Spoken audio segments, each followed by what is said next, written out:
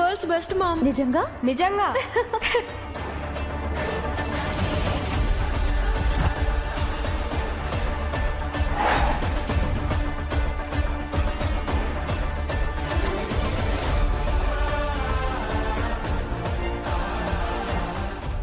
ఆరు ఆరు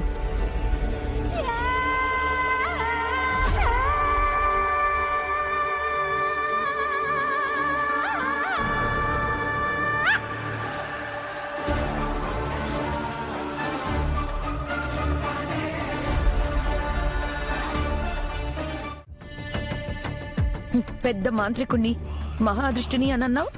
ఆ చిన్న పిల్లని ఏమీ చేయలేక దిక్కులు చూస్తున్నావా? ఎందుకే నన్ను వచ్చింది? అది చిన్న పిల్ల కాదు, దాని వెనక ఏదో పెద్ద శక్తే ఉంది. అది పవర్ఫుల్ అని ఆల్రెడీ చెప్పాం కదా, మళ్ళీ నువ్వు చెప్పేదేంటి? నేను ఊహించిన దానికన్నా ఆ శక్తి పెద్దగా ఉంది, నాకే అంతుబట్టకుండా ఉంది. బేతాళుణ్ణే ప్రసన్నం చేసుకున్న నీకు ఒక సాధారణ మానవ ఆత్మ లొంగట్లేదా ప్రచండ? అది సాధారణమైనది కాదు, అసాధారణమైనది. ఆ పిల్ల పుట్టిన ముహూర్తం, జన్మ నక్షత్రం, రాశి బలం చాలా గొప్పవి. ఆగాగు, నువ్వు ఆ పిల్ల గురించి చెప్తున్నావా లేక అరుంధతి ఆత్మ గురించి చెప్తున్నావా? ఆ పిల్ల శరీరం, అరుంధతి ఆత్మ రెండూ ఏకమయ్యాయి. వారికి ఏదో దైవశక్తి తోడుగా ఉంది. ఆ రెండు శక్తులే నన్ను ఓడిస్తున్నాయి. నీ వల్ల కాకపోతే వెళ్ళిపో ప్రచండ, మేము ఇంకో మాంత్రికుడిని చూసుకుంటాం. ఆ టైం వేస్ట్ చేయకు. నా వల్ల కాదని నీకు చెప్పానా? నీకంటే ఆ పిల్ల శక్తి పెద్దదంటున్నావు కదా ప్రచండ? అవును, అది నన్ను మించిన శక్తి. దాన్ని నేను అధిగమించాలి, ఆ శక్తిని ఓడించాలి. అది నీ వల్ల అవుతుందా? అయితే గుమ్మం తలుపులు తెరిచే ఉన్నాయి, ఇంట్లో ఉండు. నీ వల్ల కాకపోతే గేటు తలుపులు కూడా తెరిచే ఉన్నాయి, బయటికెళ్ళిపో.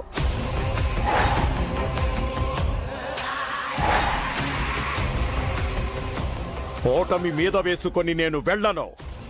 ఇది నా విద్యకే అవమానం. ఆ పిల్ల నా శక్తికే సవాల్ విసిరింది. నా సర్వశక్తులు కూడబెట్టుకొని పోరాటం చేస్తాను. అది నా అహాన్ని దెబ్బతీసింది, నేను తిరిగి దెబ్బ కొట్టాలి. అప్పటి వరకు ఇక్కడే ఉంటాను. దాని అంతు చూసాకే వెళ్తాను. ఇది ప్రచండ ఆన, ఇది ప్రచండ ఆన.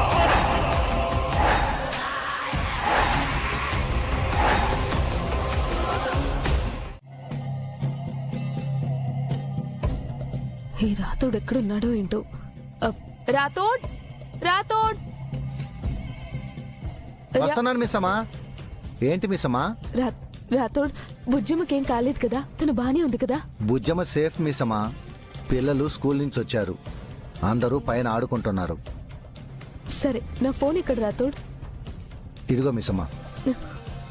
ఇందులో ఏమైనా రికార్డ్ అయిందా? మీరే చూడండి.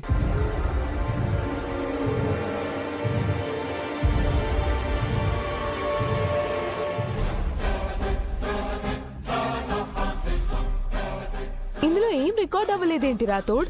సారీ మిస్సమ్మా, బుజ్జమ్మ పవర్స్ గురించి మీకు ఇప్పుడే ఏమీ తెలియకూడదని నేనే ఆ వీడియోని డిలీట్ చేశాను.